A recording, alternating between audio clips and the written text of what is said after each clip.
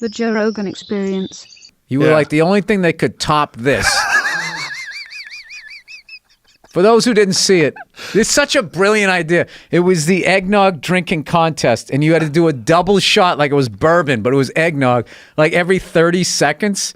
Well, and the returning champion was Pat from Moonachie, who had diabetes and lost a toe to it already. It was just sitting there. And then he continued to drink it. Oh, yeah. To do the bit that you came up with. I mean, there has to be like a... you know when like a broadcaster can get into the Sports Hall of Fame just because, you know, he never played the game, but he like, you know, because of what he added to it. I always thought that Pat Moonachie should have been like, they should have been like a Chick Hearn, Johnny Most sort of award that he fucking, with his health, continued to drink. I remember when people posted that video, everyone was saying fake, this isn't real, and that made me enjoy it real. I was like, no, that was real, and I was there. There was plastic bags all over the ground. Remember, they put plastic everywhere, all over the ground, because they knew that people were going to throw up. They had the garbage can ready, and then Pat Duffy leans his head over the edge of the garbage can, and then Pat from Moonachie just, here comes, you see him, and then it keeps coming. It keeps coming. It's like way crazier than Stand By Me. You just went, Week, and it just fucking came out, and then somebody kept shutting it off.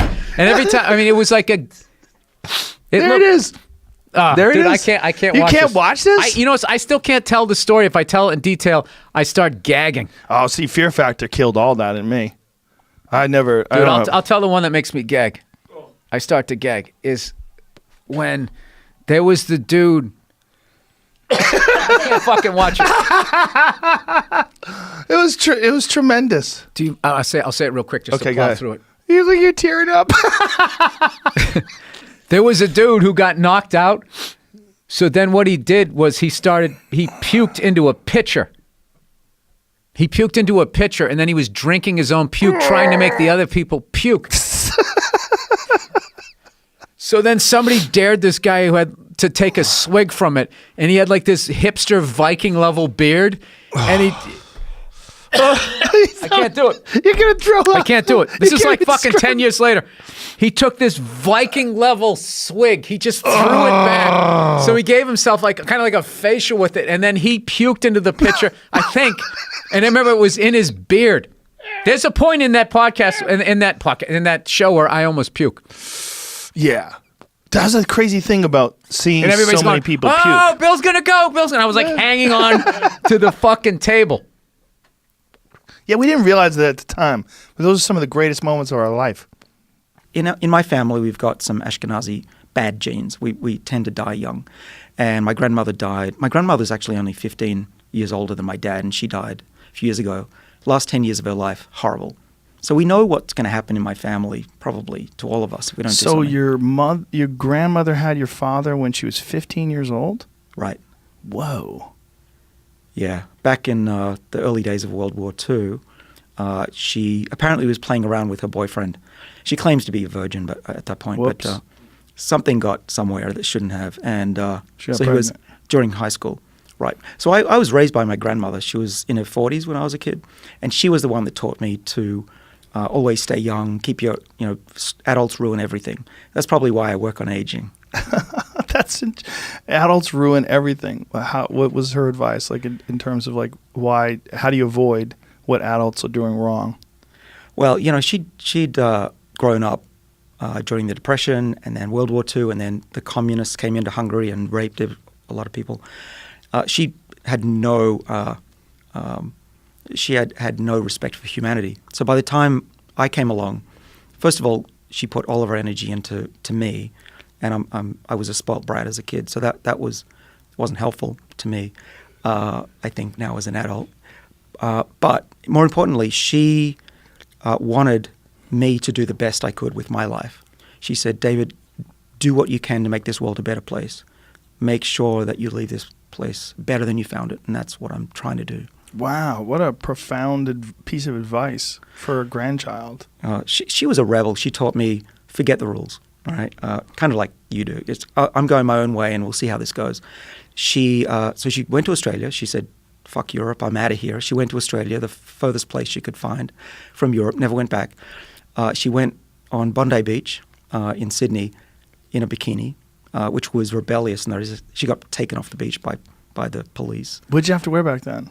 Oh, the full little British thing. Down to your knees. Down to your knees? I think so. What did they look like? Maybe it was a one piece, but you weren't allowed to show your belly. That's what I think. But she was a rebel. She went to New Guinea by herself in the 60s. What year was this where she was wearing a bikini? That would be 56. You couldn't wear a bikini in the 50s? Wow. Okay, like those pinup girls, right? When you see them, they always had one-piece suits on. Yeah. So imagine New Guinea in the 60s as a woman on her own, up in the highlands. She claims to have eaten human flesh, and I'm sure she spent most of the time drunk as well. Now, you pay attention to like Boston Dynamics and all these different robotic creations that they've made. Well, they seem to have a penchant for doing the really sinister-looking bots. I think all robots that are, anything that looks autonomous is kind of sinister looking. If it could do you see the backflips. Japan. Yeah, like the Japanese have these like big-eyed, sort of rounded. So it's a different. They're vibe. trying to trick us. Boston Dynamics is, I guess, they want the Pentagon to give them funding or something. Right, DARPA. Yeah, they look like they're developing Terminators. Yeah. Yeah, but what I was thinking is, if we do eventually come to a time where those things are going to war for us instead of us. Like if we get involved in robot wars, our robots versus their robots. And this becomes the next motivation for increased technological innovation to try to deal with superior robots by the Soviet Union or by China. Like these are more things that could be threats that could push people to some crazy level of technological innovation. Yeah, it could. I mean, I think there are other drivers for technological innovation as well that seem plenty strong. Sure. Commercial drivers, let us say, that we wouldn't have to rely on war or the threat of war to kind of stay innovative. And I mean, there has been this effort to try to see if it would be possible to have some kind of ban on lethal autonomous weapons. Just as, I mean, there are a few technologies that we have, like has been a relatively successful ban on chemical and biological weapons, which has by and large been, honored and upheld. There are kind of treaties on nuclear weapons, which has limited proliferation. Yes, there are now maybe, I don't know, a dozen, I don't know the exact number, but it's certainly a lot better than 50 or 100 countries. Yes. And some other weapons as well, blinding lasers, landmines, cluster munitions. And so some people think maybe we could do something like this with lethal autonomous weapons, killer bots. Is that really what humanity needs most now? Like another arms race to develop like killer bots? It seems arguably the answer to that is no. But I've kind of, as a lot of my friends are supporting, I kind of stood a little bit on the sidelines on that particular campaign, being a little unsure exactly what it is that. I mean, certainly I think it'd be better if we refrained from having some arms race to develop these than not. And I've had 4 sightings myself, quite vivid. The first one was in Martha's Vineyard. It was 4 a.m. I got up to take a leak on the balcony there, and I looked up in the sky, and about 100,000 feet up, I saw 2 glowing discs flying in echelon formation. You saw this? I saw this. How old were you? I was in my 30s, yeah. And so I look up and I see these things, and they're moving, man. They're going from horizon to horizon, 20,000 miles an hour. And I've been in an F-5. I've had it in my hands. I've been in a B-25. I know helicopters. I know aviation. I know meteoric bolides. I know what's not a meteor and what is. I know what's a helicopter and what is. I know what's the moon and Venus.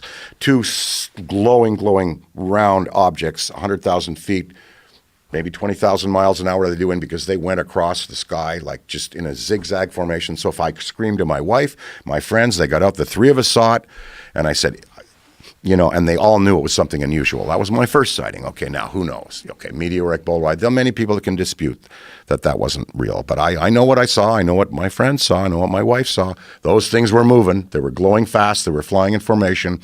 And they were doing enough speed to get from basically the right side of my eyes to the left side of my eyes really fast. The second one was I was in so that's 4. I count those two as 2. And then the second one that I saw, so the 1, 2, the third one I saw, I was in Montreal, Canada. And I was on the 23rd floor of the Queen Elizabeth Hotel, and this would have been when we were doing Patron in Canada, the Patron tequila promotion, and that would have been in the early 2000s. And I looked up and up beyond the window there, and I saw this. It just looked like an air mattress turned over on its, with the bubbles on the bottom. It was huge. It was 150 feet long, 50 feet wide, gray. It was a gray, rainy day in Montreal, broad daylight, and here was this thing at the 23rd story of the hotel. And I'm looking at it, and it moves slowly down St. Catherine Street, and I'm thinking, where are the wires? Where are the wires? Where? It's got to be a balloon. It's got to be. There's no Thanksgiving Day parade here. What is that? And my friends are with me. What is that? And it come along, and it just parked outside the window. We looked at it, big gray thing with these bulbs underneath, and then it slowly turned, and we saw the full length of it. And then it went around the corner. We ran out in the hall, and we just watched it drift kind of sideways off over the St. Lawrence River and disappear.